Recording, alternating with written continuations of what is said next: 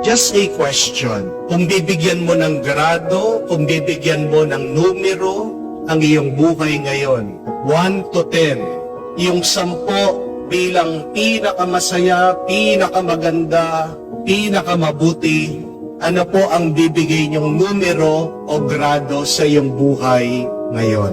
Sino po yung mga 10? Yun. Salamat sa Diyos. Sino po 9? Sino pong 8?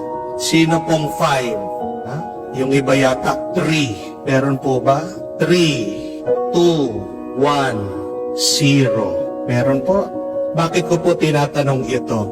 You have to grade or rate your life every day from 1 to 10. 10 being the highest. Because it is so dangerous. It is so scary when your life reaches 0. Nakakatakot po pag ang buhay betlog. Lalong-lalo na pag ang buhay negative. Because remember this, my dear friends, anything that you multiply by 0 is 0. Anything that you multiply with negative is negative. Mag-ingat po kayo. Dahil ano ang utos ng Diyos sa atin? When God created us, He said that we should be fruitful and multiply. Habang buhay ka, hindi mo maiiwasan na mag-multiply, mamunga, kumubo ang iyong buhay. And where will you multiply your life? With your experience. Mas maganda na ang buhay 1 kesa sa 0. Tandaan niyo po. Dahil anything that you multiply with 1 is still a number. Amen? Anything that you multiply with 0 becomes empty. Anything that you multiply with negativity will become negative. Kaya pansinin niyo po, pag kayo po ay galit, lahat ng gagawin mo, galit ka, hindi magiging mabuti at maganda. Amen? Pag kayo po ay malungkot, kahit na masarap, maganda, mabuti yung ginagawa mo, kumakain man yan, namamasyal kayo, naglilibang kayo, pero pag ikaw ay malungkot, pati yung mga nakasama mo, pati yung ginagawa mo, nagiging malungkot. Di po ba? Pag ikaw ay nag-aalala, kahit na nasa maganda kang lugar, environment, pasyalan, nakikita mo black and white. Walang kulay, pangit. So, even if we are at our lowest state, try your hardest to reach 1. Kasi po, pag nakapunta ka na dun sa number 1, God will take care of the rest. And how do you reach from 1? Pwede po maaari through persistence, through consistency, through endurance. Basta't magtiyaga ka, basta't huwag kang susuko. Yan ang pinapaalala sa atin ng Diyos.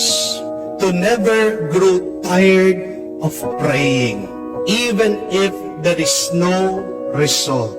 Because with our endurance, with our persistency, without surrendering, we will achieve grace. We will be given the thing that we pray for. Ito pong babae na narinig natin sa Ebanghelyo, 0 or negative yung kanyang estado. She was a widow, wala na siyang asawa. She was a woman, mahina siya. She was poor, walang-wala talaga siya.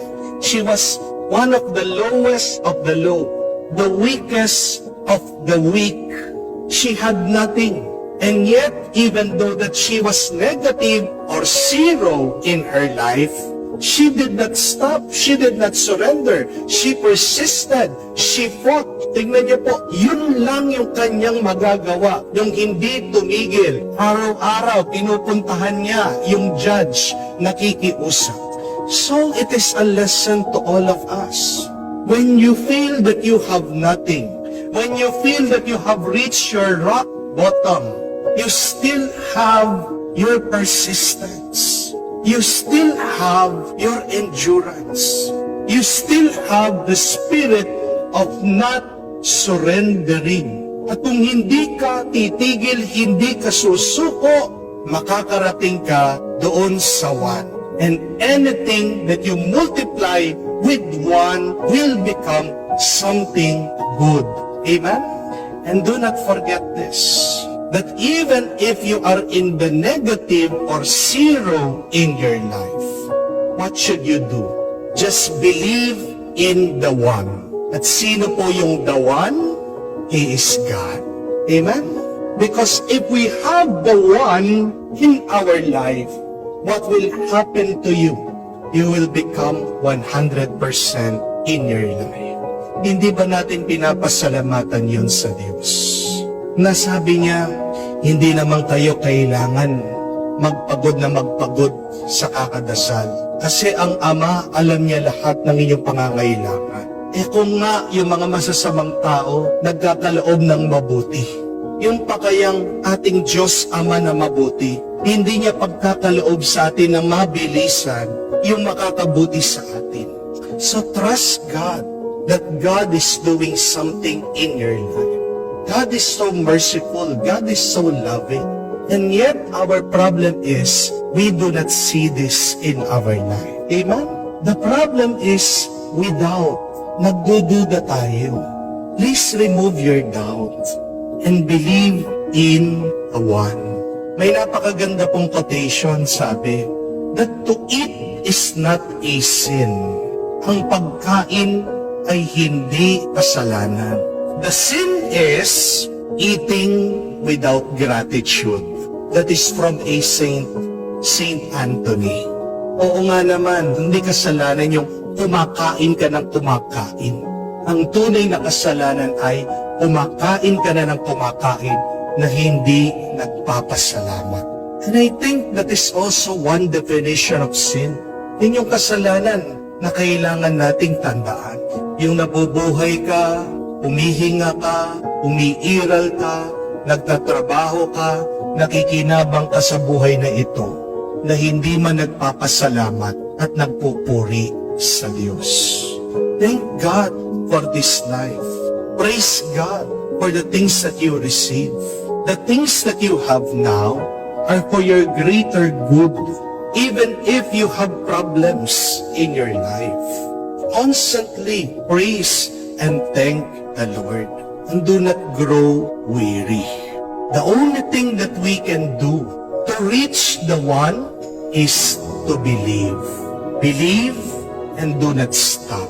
And when you have reached the one, God will take care of you.